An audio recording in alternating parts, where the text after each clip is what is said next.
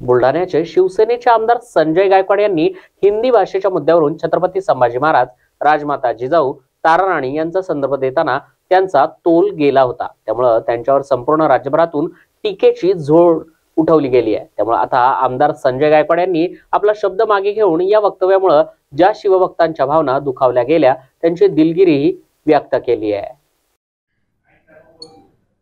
2-3 दिवसापूर्वी लातूर येथील हडवळती येथील अंबादास पवार या शेतकऱ्यांच्या परिवाराला मी मदत करण्याकरता गेलो आणि त्या ठिकाणी मीडियाने मला महाराष्ट्रात चालू असलेल्या हिंदी आणि मराठी वादावर प्रश्न केला, ज्यामध्ये मी त्यांना सांगितलं की या राज्याचे दुसरे छत्रपती छत्रपती संभाजी महाराज यांना 16 भाषा अवगत होत्या, 16 भाषा त्यांचं प्रभुत्व होतं। एवढेच नाही तर छत्रपती शिवाजी महाराज, ताराराणी, येसुबाई आणि मासाहेब जिजाऊ यांना देखील अनेक भाषा त्यांना त्या ठिकाणी त्यांचं अवगत होतं। परंतु माझ्या प्रश्नाचं उत्तर जे होतं ते प्रश्नार्थक आणि उद्गारवाचक होतं, ज्याचा विपर्यास केला गेला, अनावधानाने त्याचा अर्थाचा अनर्थ केला गेला आणि म्हणून विरोधकांनी त्याचं राजकारण करण्याचा प्रयत्न केला। छत्रपती संभाजी महाराज आणि शिवाजी महाराज माझ्या रक्ताच्या थेंबाथेंबात आहेत, त्यामुळे विरोधकांनी किती उलट्या बोंबा केल्या असतील तर त्यांनी हे समजून घ्यावं की आमची शिवनिष्ठा किती मोठी आहे।